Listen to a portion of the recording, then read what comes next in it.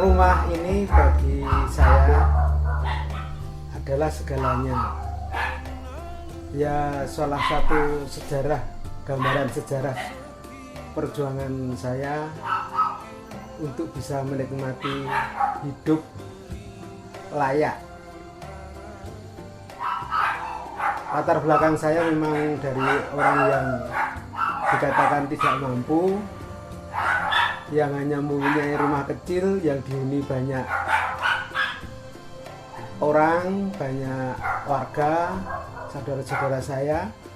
Maka perjuangan saya dalam bekerja adalah salah satunya adalah mempunyai tempat tinggal atau rumah.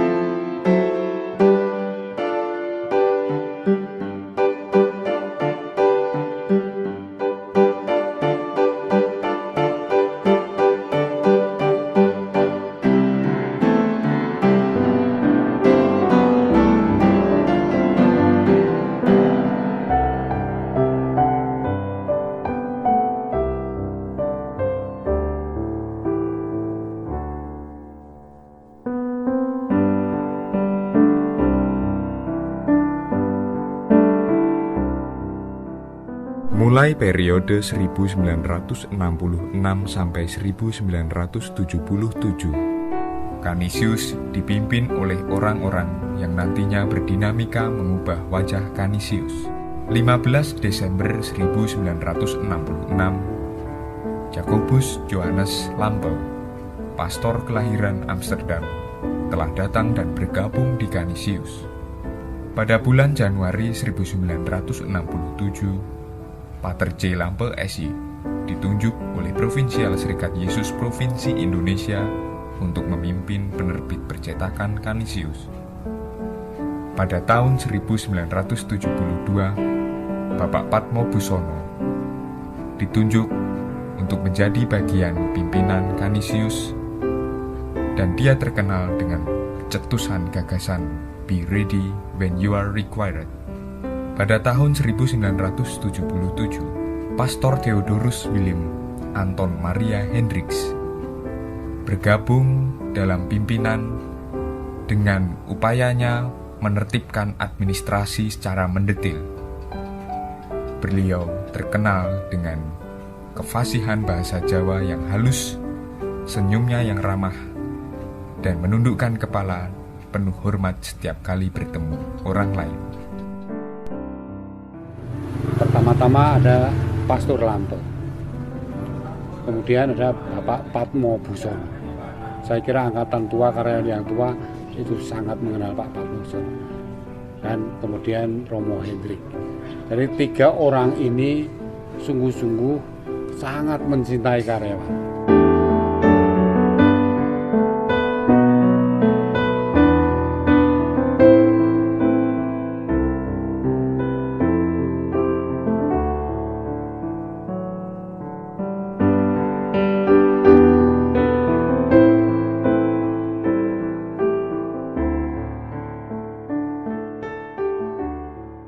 Selepas masa sulit, komitmen mendalam terhadap kesejahteraan dan masa depan Canisius terus ditumbuhkan. Karyawan diposisikan bukan sekadar faktor produksi, melainkan sebagai satu kesatuan komunitas yang memiliki kepedulian sosial. Pengalaman monumental dalam hal upaya mensejahterakan karyawan terjadi pada tahun 1985-1986, yakni ketika gagasan Home Owner Plan mulai diwujudkan. Yayasan didirikan dan diberi nama Yayasan Desa Huruf. Bahkan ini kompleks ini seingat saya dulu kompleks Desa Huruf, seingat saya. Kenapa diberi nama Desa Huruf? Ya, saya tuh sejak dulu pikir-pikir, desa huruf. Memang tidak secara resmi formal dirumuskan, tetapi saya sebagai ketuanya waktu itu berpikir, wah bagus juga. Karena apa? Huruf itu berdiri sendiri. Huruf itu mempunyai suaranya sendiri. Tetapi kalau itu tersusun dengan baik, maka dia akan mempunyai makna.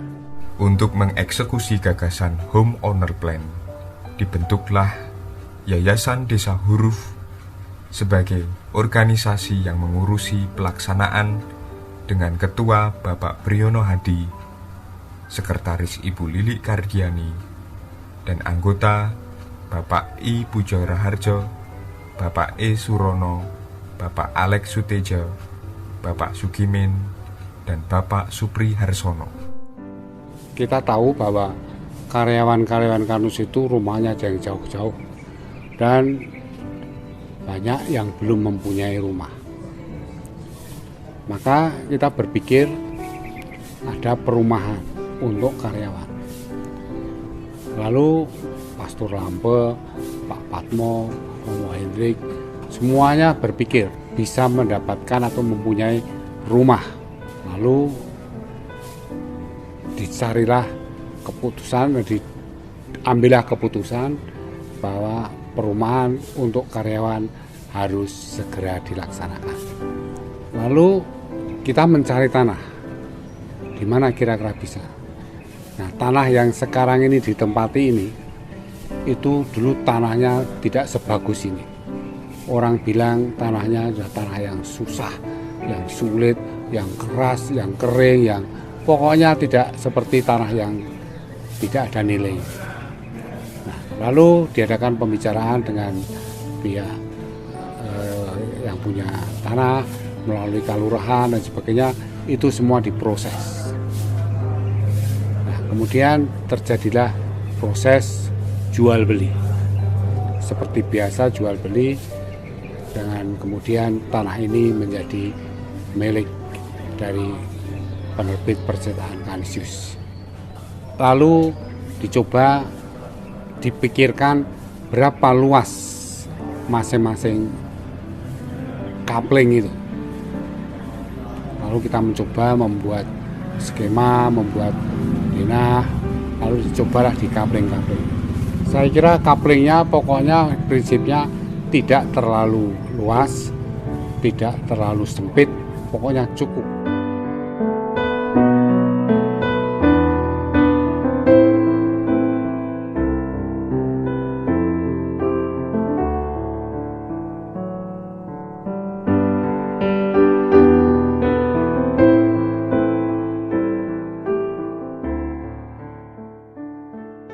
Pada tanggal 28 Mei 1991,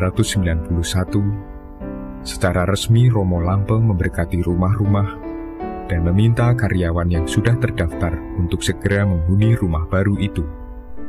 Pada tahun 91, saya dari perusahaan percetakan Kanisius, Romo telah memberi perumahan untuk saya pada tanggal itu, dan waktu itu tanggal 28 Mei itu Romo sudah memberitahu mau diadakan misa dan pemberkatan rumah.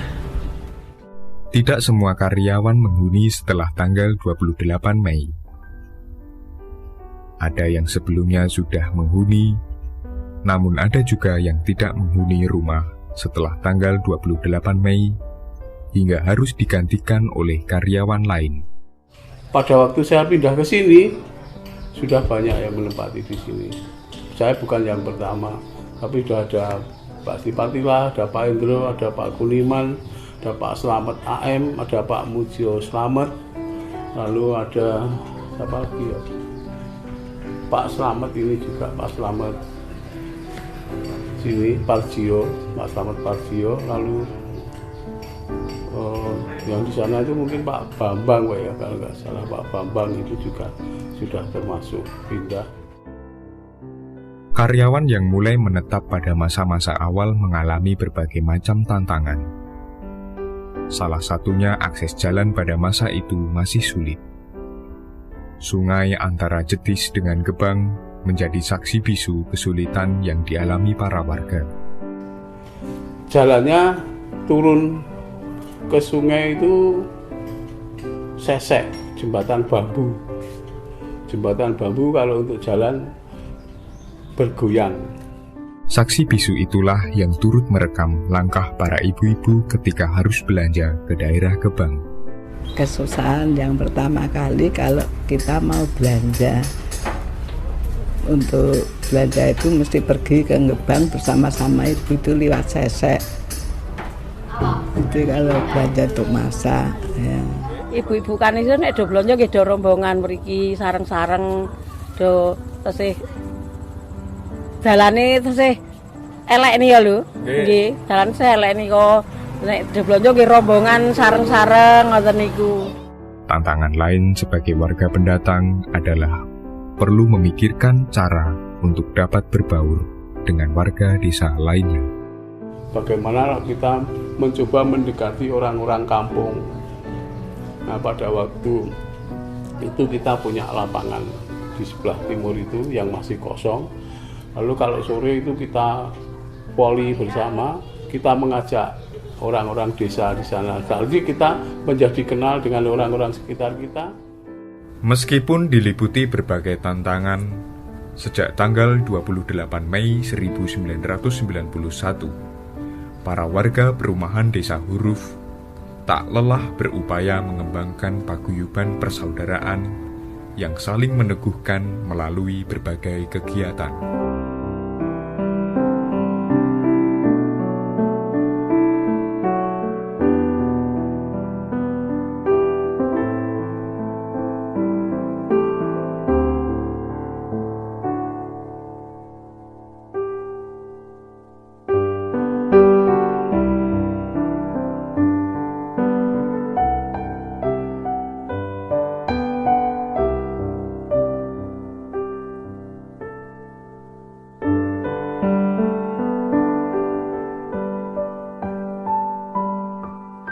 Kini, perumahan Desa Huruf atau yang lebih dikenal sebagai perumahan Kanisius menjadi lengkap rasanya ketika pada tahun 2000-an 31 rumah telah dibangun. Keberadaan rumah-rumah baru menghadirkan pula warga-warga baru yang memperluas paguyuban dan mewarnai persaudaraan. Harapannya, paguyuban persaudaraan itu senantiasa bertumbuh, berkembang, dan berbuah.